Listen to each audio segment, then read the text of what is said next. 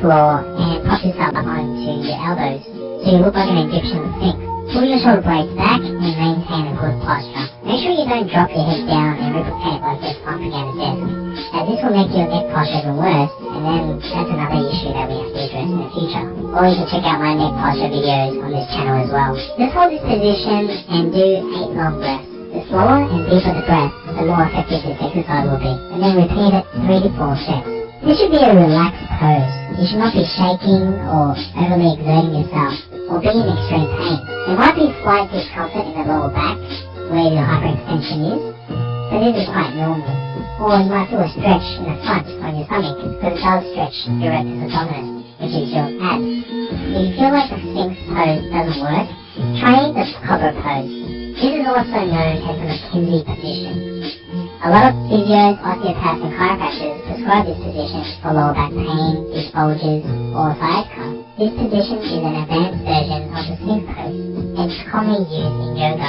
Just place your hands where your elbows were in the previous position and extend them all the way so your arms are nice and straight. This will make you have more of a hyperextension in your lower back and increase the angle there, and therefore create more of a lumbar lordosis. So this is a great stretch and position to practice, especially if you've got hypo-lumbar lordosis, meaning you have a loss of lumbar lordosis. However, if you do have more of an increase in pain in this position, there could be a chance that you have facet syndrome or some sort of facet dysfunction, as this is similar to an orthopedic test for facet pain or facet syndrome. Once again, hold this position nice and relaxed for 8 long breaths. The longer and deeper the breath, the better it is for you.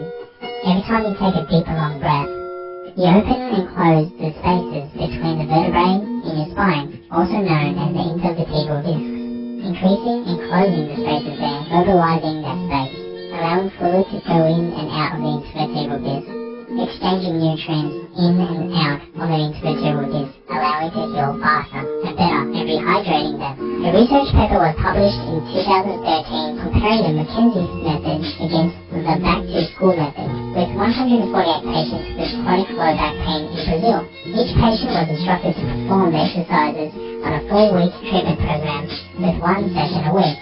The results showed that the group that followed the McKenzie method had greater improvements from their disabilities within a month. Prayer pose. Try to do this pose after you do the Sphinx or Cobra pose, since it's the opposite position to hyperextension in the lower back, therefore flexing the back. The prayer pose is also a great stretch for decompression in the lower back. Just start on all fours whilst your hands are planted on the ground and shift your body back, so your weight is slowly shifting back onto your heels. And let your arms slowly stretch out and extend in front of you, nice and straight. Allow your weight to slowly relax into the stretch. You don't need to contract any muscles in this stretch or this position. Just relax your shoulders, your upper back and your lower back to ensure a nice and subtle stretch from your neck to your shoulders and your lower back. Do 8 long breaths. With every breath, I want you to focus on expanding your abdomen, and when you exhale all the air out of your body.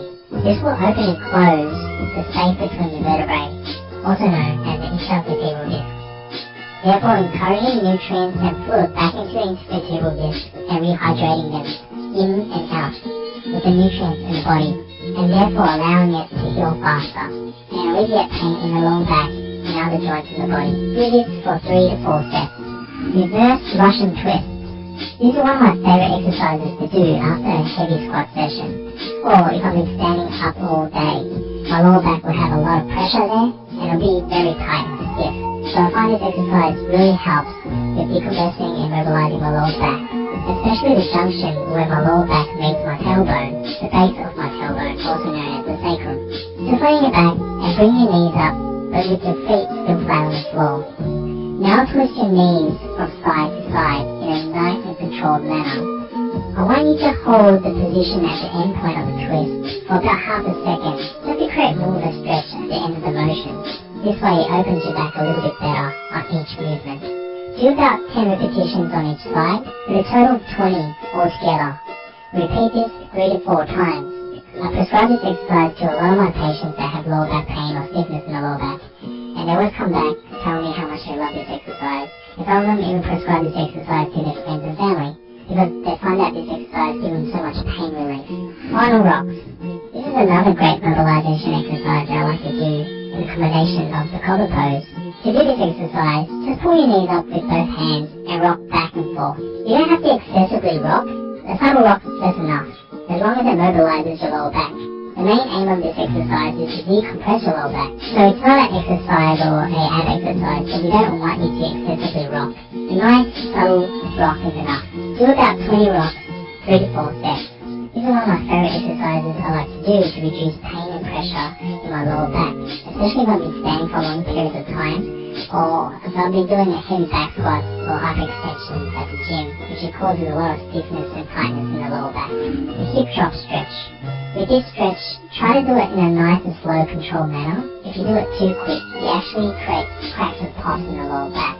With this stretch, I want you to lay on your back so your shoulders are nice flat against the floor. Now with your hand, grab your opposite knee and then pull it over to that side. This will create a stretch and twist in the lower back. Do it nice and slow, and with the other hand, try to keep it on the floor. This will act as a counterweight so you don't roll over. With this stretch, try to do it in a nice and slow, controlled manner, so you can accentuate the stretching in the muscles in your lower back and any of the joints that are connected there. You'll find a bit of stretch in either the glutes or the lower back, and sometimes you might hear some cracks and pops in the lower back. If you do this stretch too quickly or with unnecessary force, you're going to create a large pop or crack in the lower back and you may injure yourself further. Some people find that by creating cracks, it will give them relief. A lot of times, by doing this forcefully every single time when you do this stretch, you're loosening a lot of joints that you don't need to loosen up and you're keeping the stiff ones stiff. So it's better to focus on stretching the muscles and mobilizing the joints instead of just cracking the back for the sake of it. If you want to create more of a stretch in this position, just extend your leg out as straight as possible. This will create more torque on the lower back, adding more weight onto the stretch. Hold this position for about 30 seconds, and repeat this on the other side as well. Once again, in a nice and controlled manner, make sure you breathe nice and deep, and that way you accentuate the stretch and mobilize the joint. Try not to contract any muscles in any of these stretches, as it makes you stiffen up even more. And we want to really take advantage of this stretch via breathing, since it will accentuate the stretch and make the stretch more effective. Repeat on both sides 3 to 4 sets.